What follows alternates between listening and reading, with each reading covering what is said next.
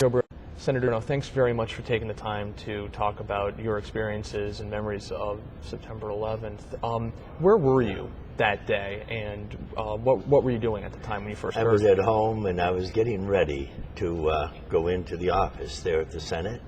And I remember the TV was on, and I was watching the news on and off as I was making some phone calls and finishing dressing and tying my tie. And I remember the news got interrupted or something, and I saw the World Trade Center, the building, and I remember seeing flames. Apparently the plane had hit there. And I was looking at it while I was finishing dressing in kind of disbelief, I remember, because, you know, it was almost like a simulation of something or other going on. And then as I focused on what they were saying and what they were doing, I realized what had happened. And then they talked about a second plane coming in. And I watched the TV as that second plane actually rammed into the second building at the World Trade Center. So you saw it live on television? Saw it, yeah, as it was happening. And it just was mind-boggling.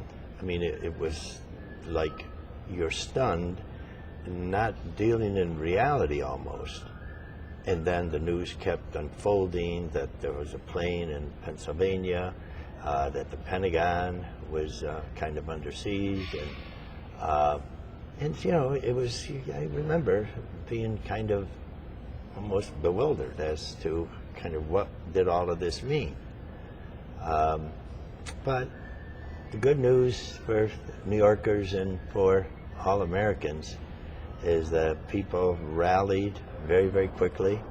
The president took action, Mayor Giuliani, Governor Pataki, everybody quickly reacted, and a togetherness, and kind of in a unified front. So and that happened, you know, very quickly that day. Mm-hmm. And you were down there a few weeks after, you were at Ground Zero a couple days after the attacks, and you were there when the president was visiting.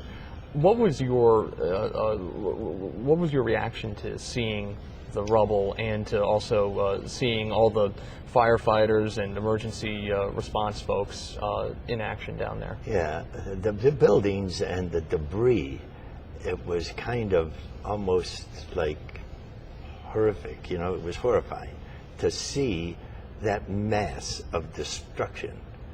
But when you walk through, and we were there with the president, the governor, and Giuliani, and many of the other officials, the Mayor Giuliani, the firefighters and the police and volunteers, everyone, they had a way about them where they were just so determined and so committed, and just a camaraderie, I think is the best way you could say it, shoring everybody up, because they were still finding victims that day. And in fact, we went over to St. Vincent's Hospital, I believe, with the president and with the governor, talked to some of the survivors.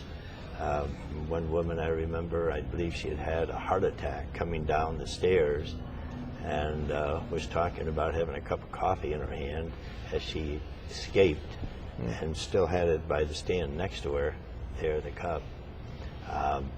But there were people all over the place at St. Vincent's. They had them all in the halls everywhere, because that was the nearest hospital, I believe, to the actual center of the World Trade Center.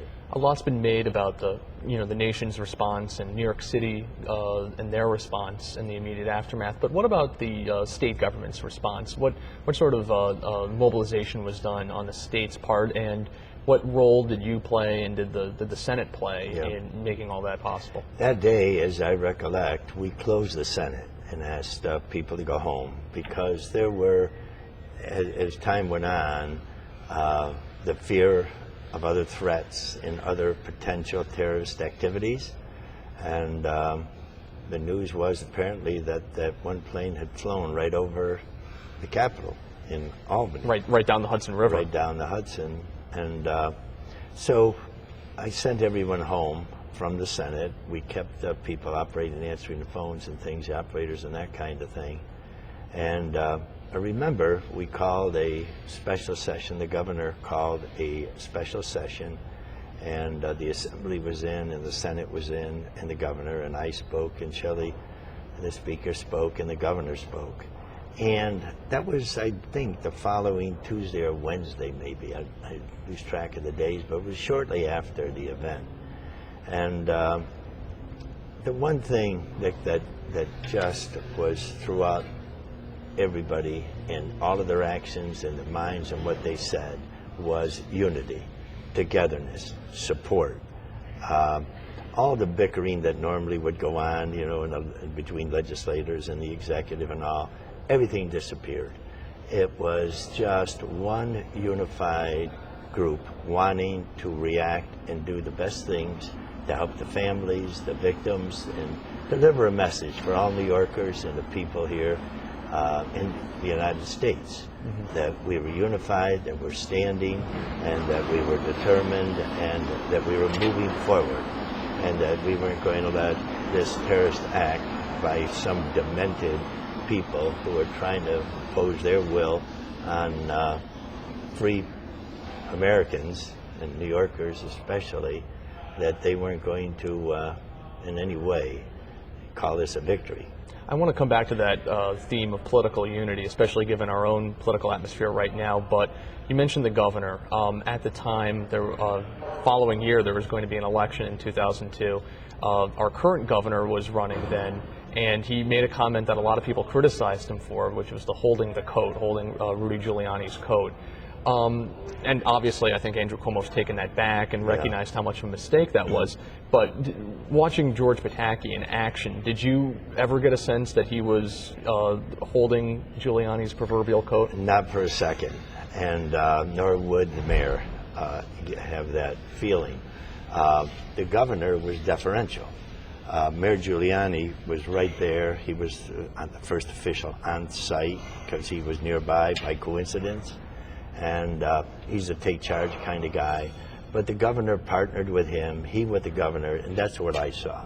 I saw them supporting each other, and not in any way, never did I hear, and I spent quite a bit of time there with the governor and with Mayor Giuliani, did I hear any sense of conflicting points of view or opinions or one-upsmanship, so to speak. They just pulled together and managed what was a very, very difficult situation at the time, as you recall. And certainly, you know, our country's changed since then. New York City has certainly changed, but how has New York State overall changed? Are we safer from a terrorist attack in your view in the last 10 years from what the state's done in order to prepare and look for, you know, possibly react to one? I believe so. I believe that we are. We haven't had an incident, thank the good Lord, similar to this, and there have been a lot of threats as we viewed over these last 10 years. So I believe a lot of what took place as a result of that, it really makes New Yorkers and all Americans safer. Some of it, some people feel, is a little bit overbearing, but necessary, like the surveillance at airports, for instance. It's an aftermath directly of some of what went on there. We did some things legislatively to raise money. The BLTs, I think, were voted in as a source of revenue to help with whatever we needed to help with a hit that economically gave to New York State and the United States. But is New York getting enough, say, federal funds for Homeland Security? I mean, a lot's been made of, like, you know, Homeland Security money going to, like, Montana or Wyoming or states that necessarily don't think of as being terrorist targets. Are we being effective advocates for that money?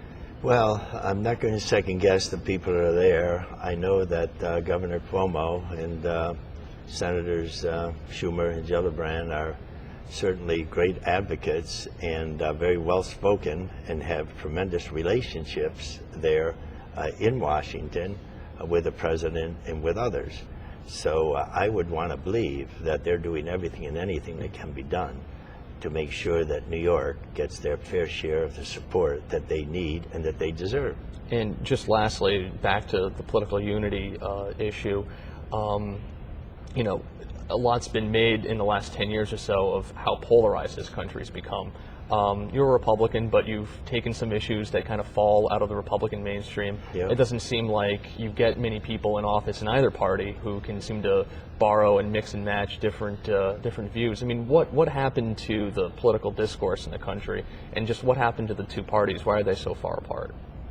Well, it gets to be, I'm afraid, an individual thing. Sometimes it gets to personalities. It gets to creating a perception that you're a fighter, that you're a leader, that you're tough.